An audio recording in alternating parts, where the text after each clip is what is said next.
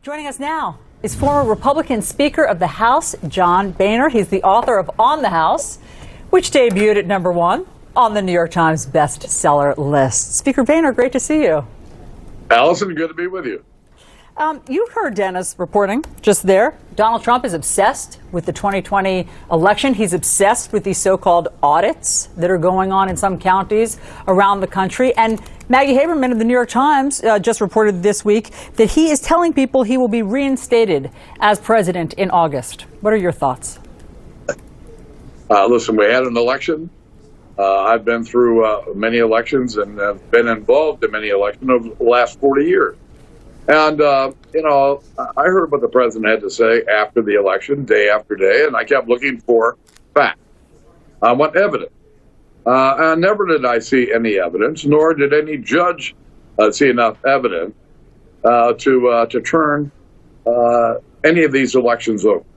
And then each day has to certify these elections, and typically these certification committees, if you will, are bipartisan, and they all certified of the election in terms of who won that state.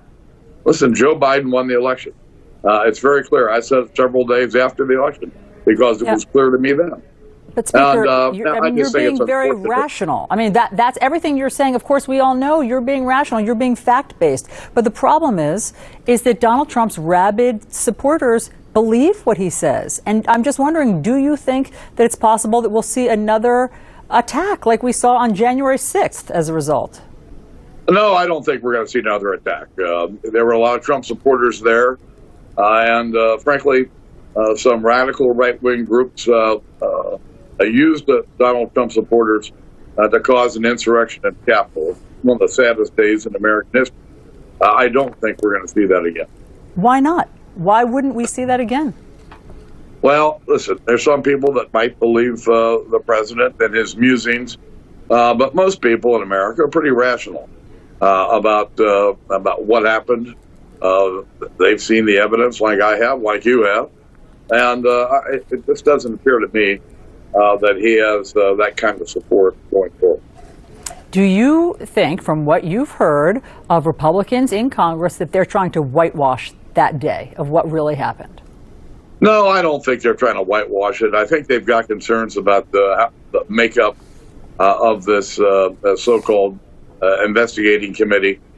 Typically, if you're going to have a real committee that's going to unveil everything, it ought to be totally bipartisan. The staff ought to be totally bipartisan. And when you do that, the media and others will accept the outcome of whatever the investigation is. Right, but I mean, wasn't this one that Kevin McCarthy just rejected? That was going to be bipartisan. That was going to be completely equal.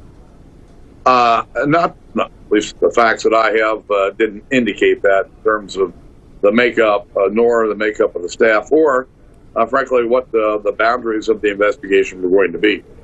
Yeah, listen, at the end of the day, we're going to have the facts about what happened on January the 6th. There are a number of prosecutions underway.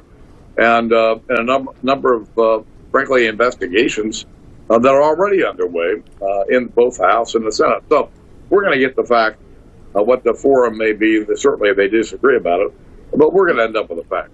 Well, listen, I mean, I hear your confidence, but these are subcommittees that are not as fulsome as that bipartisan committee that was apparently accepted by both sides until Kevin McCarthy said that he didn't want it. I mean, obviously it was bipartisan going into it.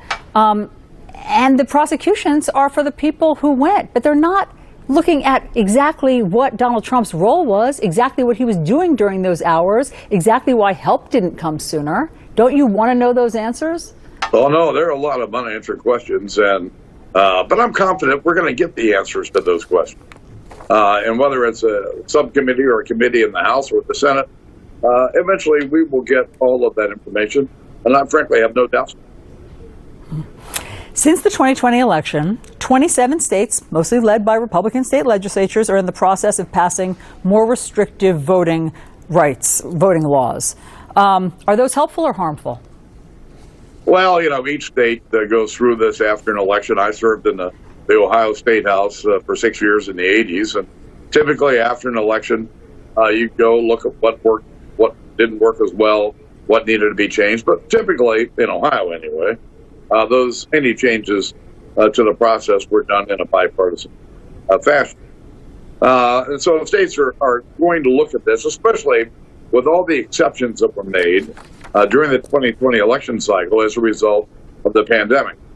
And as a result, every state did things a little different. And so I think each of the states are trying to look at what happened in 2020 and figure out how best to move forward. Now, but what problem are they solving? I mean, just out of curiosity, why limit voting hours? What problem are they solving? Every state, you heard all of the secretaries of state said that this was the most secure, safest election that we've held. So what was the problem that requires all of these new restrictive voting laws? Well, as I said, every time there's an election, states typically look at what happened. How long do people have to wait in line? How many polling places are required? How long should we have early voting? Under what conditions should we have early voting? And, under the Constitution, the states are charged with putting on elections. It's a state's responsibility. And so the states need to do this.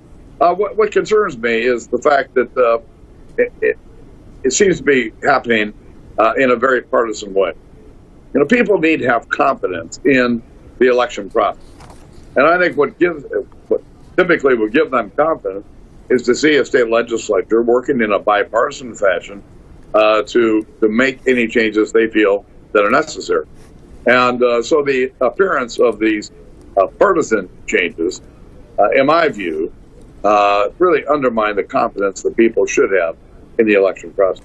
And do you worry that because it's being done in a partisan way, that these state legislatures will succeed with voting restrictions and succeed with gerrymandering and succeed with getting rid of ethical secretaries of state like Brad Raffensperger and could do what they failed to do in 2020, thereby overturn the will of the people? No, I really don't. And listen, I've looked at some of these changes that some of these states are making. They're rather inconsequential. Anyone who's eligible to vote will not have a problem voting in any state. Now, I don't like the way they're going about making some of these changes. But when you start to compare what goes on in one state with another, I mean, we've got some very liberal states that have much more restrictive voting process than you would have in Georgia or Texas, as an example. What do you mean? Like which state do you think has a more restrictive voting process than Georgia? Well, I think it's Delaware that doesn't even allow for absentee voting, except under very rigid circumstances. You got some states that have no early voting. All right, I think it's New Hampshire.